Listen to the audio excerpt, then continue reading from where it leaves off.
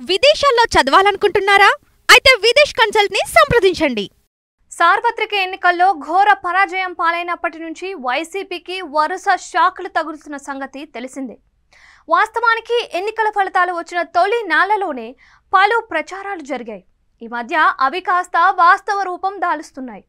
ఇందులో భాగంగా ఇప్పటికే 2 రాజ్యసభ ఎంపీలు రాజీనామా చేసిన పరిస్థితి.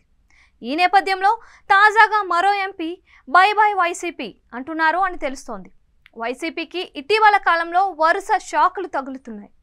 భారీ ఎత్తున పార్టీని వీడుతున్న ద్వితీయ శ్రేణి నాయకులు ఒకెత్తు అయితే, పార్టీకి రాజీనామా చేస్తున్న సీనియర్ లీడర్ల జాబితా మరొక ఎత్తు అన్నట్లుగా ఉంది. ఇటీవల బాలినేని శ్రీనివాసరెడ్డి, సామినేని ఉదయభానులు వైసీపీకి రాజీనామా చేసిన సంగతి తెలిసిందే. వారి ఆప్షన్ ఏంటి అంటే జనసేన.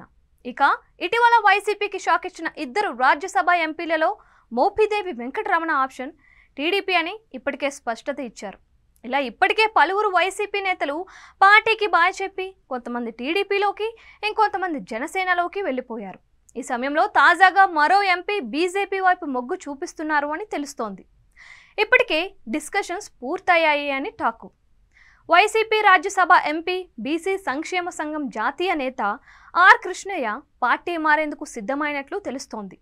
తెలంగాణ ప్రాంతానికి చెందిన కృష్ణయ్యకు జగన్ తన పార్టీ నుంచి రాజ్యసభకు ఎంపిక చేశారు. అయితే ఇప్పుడు తెలంగాణలో బీసీ ఓటింగ్పై బీజేపీ ఫోకస్ పెట్టిందని అంటున్న నేపథ్యంలో బీసీ సీఎం నినాదాన్ని ఇప్పటికే తెరపైకి తెచ్చింది.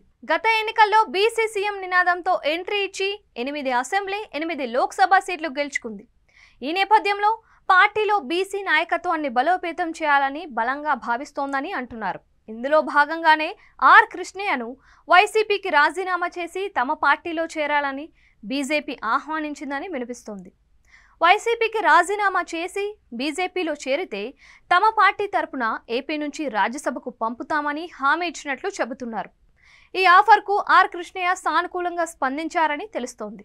కాగా గతంలో ఆర్ఎస్ఎస్లో క్రియాశీలకంగా పనిచేసిన ఆర్ కృష్ణయ్య ఏబీవీపీ నుంచే బీజేపీ నేతలతో సత్సంబంధాలు కలిగి ఉన్నారు.